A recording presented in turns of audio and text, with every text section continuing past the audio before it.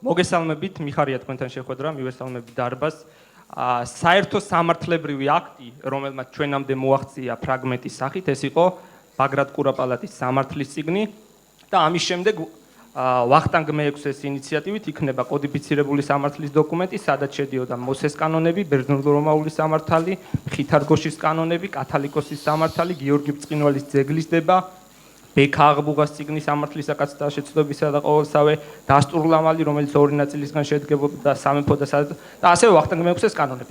ანუ ის ძირითადი ადამიანის უფლებები და სამოქალაქო საზოგადოების შექმნა, რისთვისაც დღეს თანამედროვე განვითარებული მსოფლიო იბრძვის, ეს ქართველებისთვის უცხო არ იყო და ჩვენ საქართველოშიც ამაზე მუშაობდით.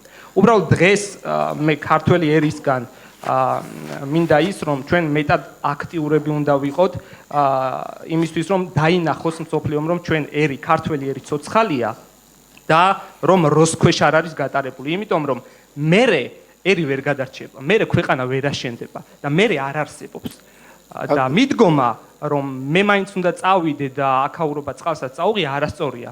და ამიტომ უნდა დავაფასოთ ჩვენი ქვეყანა და იმის გამო, რომ ვიღაც ბიუროკრატი რაღაც შეცდომებს უშვებს, აი ამის გამო არ უნდა გავაუბრალოვოთ ჩვენი ქვეყანა.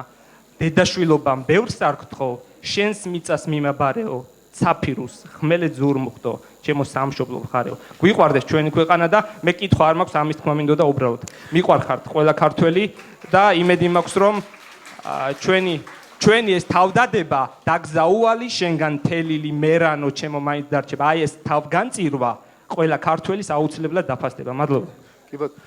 კი ბატონო, კითხვა არ იყო კომენტარი, მეც ასე დავარქვი ამ ჩემს გამოსვლას, რომ წარსულ ნერგზე ახალ ნამყნის ველოდებით შეხორცებას. ანუ წარსული ნამყნი, წარსულ ნერგი ისევე მნიშვნელოვანი როგორც ახალი ნამყენი.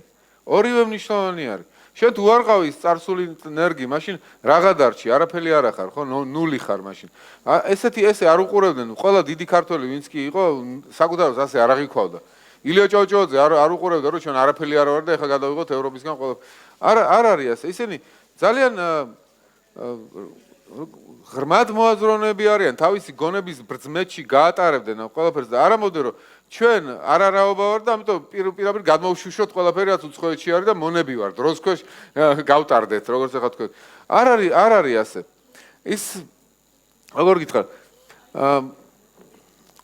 აი ეს ტრადიციაში რაც წმინდა, ხო, ილია რო ამბობს. მოდი ნახოთ რა არის ჩვენ ტრადიციაში წმინდა. ჩვენმა წინაპრებმა ბევრი წმინდა ქვა ჩადესო. ბევრი ფუყე ქვა ჩადესო. მოდი ეს ფუყექვები გადავაგდოთო და ეს წმინდა ქვები დავტოვოთო. იგივე ამხელა სამართლის კულტურა რო გაქვს, ხო ვერ გადახაზავ ამას. იგი ჩვენ გქონდა სამართლის კულტურა, რასაც ანგარიშვალდებულები იყვნენ ადამიანები ერთმანეთის წინაშე. ეხლა ევროპაში ევროპული სამართალი არის. მოდი ეხლა კი არ თქვათ, რომ ჩვენ არაფერი არ ვარ და იქ თავისი ლოგიკა ქონდა იმ სამართლის განვითარებაში. ჩვენთან ჩვენი ლოგიკა ქონდა.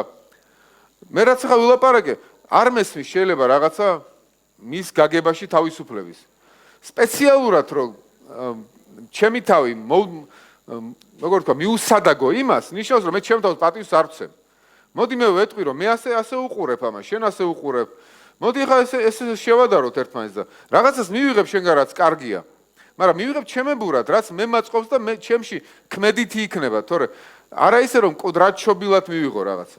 იგივე ვახტანგის სამართალში, რა თქმა უნდა, ვახტანგის სამართალს ახლა ვეღარ აღვადგენ ჩვენ, იმიტომ რომ ვახტანგის სამართალში აზნაურს თუ მოკლავდი, უფრო მეტი ძროხა უნდა გადაგეხადა და გლეხს თუ მოკლავდი, ნაკლები ძროხა. ეს უსამართლობაა რა, მაშინ ის ნორმა იყო. დღეს ეს ნორმა ვეღარ იქნება. ამიტომ ვითარდება რაღაცა, მაგრამ შენ იტყვი რომ იმ დროს სხვაგან საერთოდ სამართალი არ იყო და ისე ძალმემრობაზე იყო დაფუძნებული. ჩვენ და ეს მაინც იყო რაც შემაკავებელი სამართალი, სადაც ყველანი აღიარებდნენ ამას. ანუ ამას ვამბობ, რომ განვითარებაცაა საჭირო საკუთარის დაფასება და საკუთართან მისადაგება იმისი, რისკენაც ვითარდება. ილია ჭავჭავაძე ამუყურებს ამას ასე. მცნების ნათლით ზეაღზიდულ ამაღლებული ჭუით განჭრილოთ საზოგადო ცხოვრების დენა. მცნების ნათელი მისვლა სახარების ნათელი. აბსოლუტური ჭეშმარიტება. მოდი აი აბსოლუტური ჭეშმარიტება სახარების ნათელში ჩავიგდოთ გონება, შევხედოთ მერე პროცესებს და მერე გავიგებთ რა მივიღოთ და რა არ მივიღოთ. რას მოუფრთხილდეთ, რა შევიძინოთ. ცნების ნათლით ზეაღზიდულ ამაღლებული თუ გექნება გონება, მერე ხიფათი ნაკლებია შენთვის. პრობლემა მაშინაა, როცა ეს არა გაქვს. არა, როცა ასე ხარ, აი, როცა მართლა ქრისტიანულ კულტურაში ხარ, ქრისტიანობა გულისხმობს იმას, რომ შენ მზად იყო განვითარებისათვის. იგივე ილია ამბობს, არა? მადლიანებიო, არ ჯერდებიან იმას, რაც აქვთო. მადლიანები ვინც არიანო, სულ ახლისკენ და ახლისკენ ისწრაფვიანო და მეტი და მეტი უნდათო. იმიტომ ჯობნის ჯობნი არ დაილევაოდო. ეს არისო ქრისტიანობის არსიო, რომ ისეთივე სრულყოფილი იყავი, როგორც შენი ზეციური მამა არის სრულყოფილიო და როდის ვიქნებით ეს სრულყოფილი, როგორც ღმერთია, ხო, ზეციური მამა. არც არასდროს, მაგრამ მისწრაფებული სუნდა ვიყოთ იქითკენ. ქრისტიანული კულტურა მისწრაფების კულტურა, დაუოკებლობის კულტურა. და ამას ხედავდა ილია სოციოპოლიტიკურ სივრცეშიც. და ამას ხედავდა ტრადიციულად ასეთები ვიყავით. და დავაბაზოთ ისა ჩვენ წინაპრებმა შექმნეს და ჩვენც გავყვეთ ამას და წარსულ ნერგზე ახალი ნამყენი დავამყნათ, ხო? ეს აკაკის სიტყვებია, მაგრამ ილიას ამას იტყოდა.